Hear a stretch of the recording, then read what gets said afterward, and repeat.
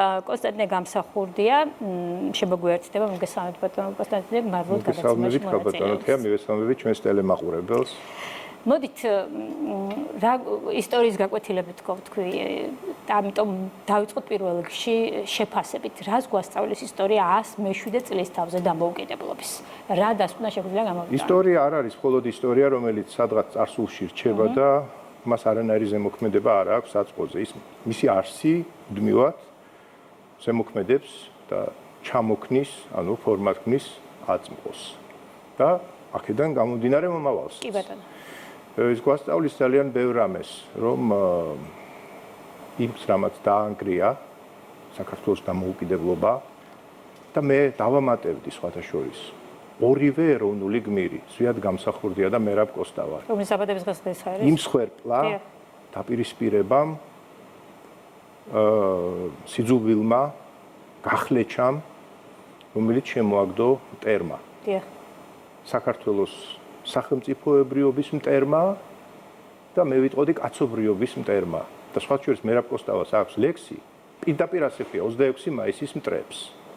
სადაც მათ მიმართავს. როგორც შავი ჯოჯოხეთის კუპრი ხართ ნახადნი, აი ესე მიმართავს პირდაპირ. თხემიდან ტერფამდე ხართ ნამუსახტილი. გინდათ რომ სიწმინდეს ნამუსი ახადოთ, მაგრამ შურისგების გაგტეხავთ מחვილი. ხა შურისგება ის რა თქმა უნდა გულისხმობს ცნობიერ მტრებს, ხა არ გულისხმობს მათ ვინც სასარგებლო ასე ვთქვათ იდიოტის როლშია, ან ვთქვათ თუთიყუშის როლშია და ისთანაც შეიძლება კიდევ რომ ახსნა განმარტებით ისაუბროს. და აი ნამდვილ მტრებს, რომელთაც არაფერი არ ეშვება, მათ ემუქრება ბოლოს, აი ამ ლექსის ბოლოს, აი ეს ძალა არნახული გაგსრისავთ იქავე. უკვე შეისმინეს ხმა იგი ვედრების კუშტად გადმოსქერის სამყაროს მიქაელ არქისტრატეგოსის ეციო მხედრობის მიქაელ მთავარანგელოზის מחვილი დაემუქრა ლექსის ბოლოს ჩვენი ეროვნული გმირი.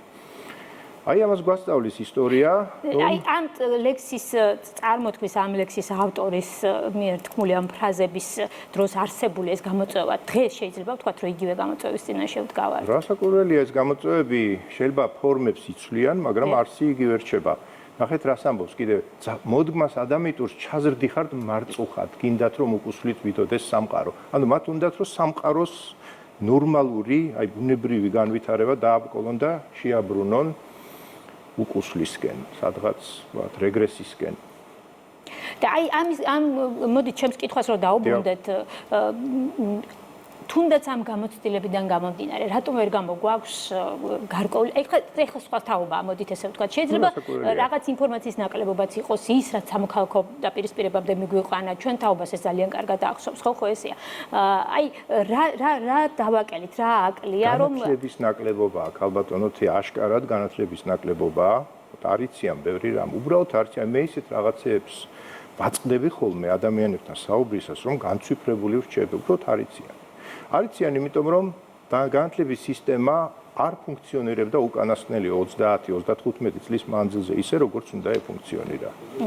მაგალითად, მათ ისიც არიციან, რომ 26 მაისს, ხო? 26 მაისის, ესე ვთქვათ, ასევე ძალიან დიდი წვლილი, აი ლომის წილი შეიძლება ითქვას, აქვს საქართველოს მართლმედებელ სამოციქულო ეკლესიას, რომელმაც მანამდე გამოაღადგინა თავისი ავტოკეფალია და კირიონ მეორე საქართველოს კათალიკოსი წერდა ამ დღეს, რომ დღეს 5 საათზე პირველად თავისუფალ საქართველოში გაისმა თავისუფალი სიტყვა, რომ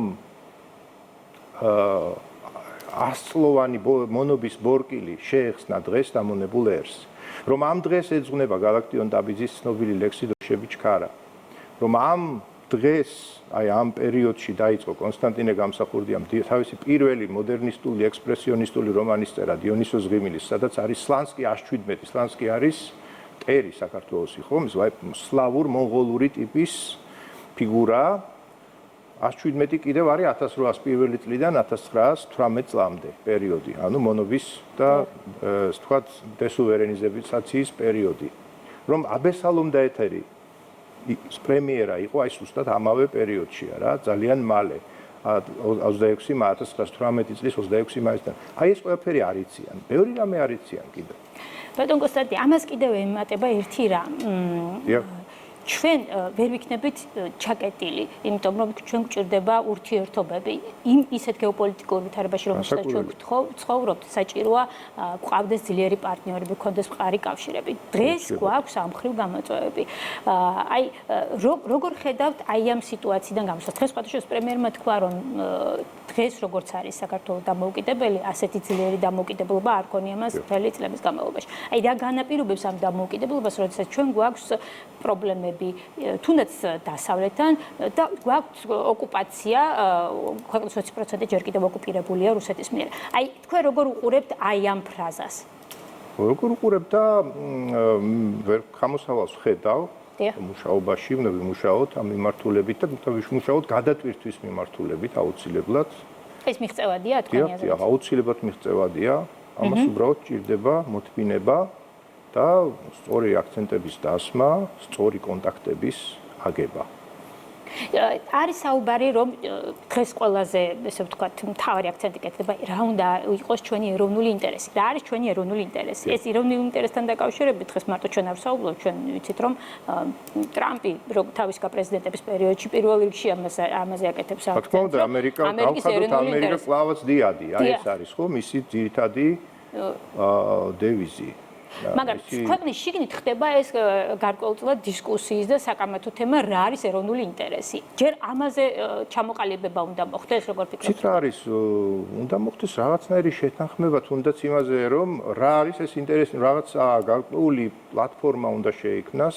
მე ხარ იმაზე ლაპარაკი, რომ ყველა ერთ აზრზე დადგება, ყველაფერში ერთმანეთს დაეთანხმება და იქნება რაღაც ჰარმონია, ისეთი იდეალური ჰარმონია და მტრედების ღუღუნი. ეს ნამდვილად არ იქნება, მაგრამ შესაძლებელია რაღაცაზე მაინც მორიგება მოხდეს.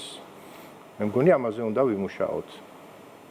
აი რა არის თქვენი მოლოდინი უახლოეს მომავალში ჩვენი ქვეყნის იგივე დამოუკიდებლობასთან და ეროვნულ ინტერესებთან დაკავშირებით? რა უნდა იყოს, რა უნდა გადაიდგას პირველი ნაბიჯი, რომ პირველ რიგში საზოგადოებრივი თანხმობა შედგეს, რომ ავიცილოთ ის აუბედითი სიძულვილი, რომელმაც წლების წინ მიგვიყვანა სამოქალაქო. რა საკვირველია, წლების წინ და მერეც სულ პერიოდულად ეს როგორც ავთვისებიანი სიმსივნე მუდმივად მოქმედებს, აი მუდმივად რაღაცა პერიოდულობით იგი თავის ნეგატიურ ეფექტს აჩვენებს. და ალბათ ამაზე უნდა გავამახვილოთ ყურადღება, უნდა დავანახოთ ადამიანებს, რომ ეს უნდა ნეიტრალიზებული იქნეს. რომ ეს არ შეიძლება რომ მუდმივად დარჩეს. რასაკვირველია, ამას ჭირდება ისტორიის სწორად დანახვა.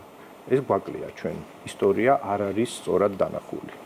ჩემის აზრით. დავინახოთ ისტორია, რომ სწორად განსაზღვროთ მომავალი. რასაკვირველია იმისთვის, რომ უახლესი ისტორია უნდა იქნეს სწორად გააზრებული, გაანალიზებული და დანახული. გასაგებია. ძალიან დიდი მადლობა. კონსტანტინე გამსახურდე იყო ჩვენი გადაცემის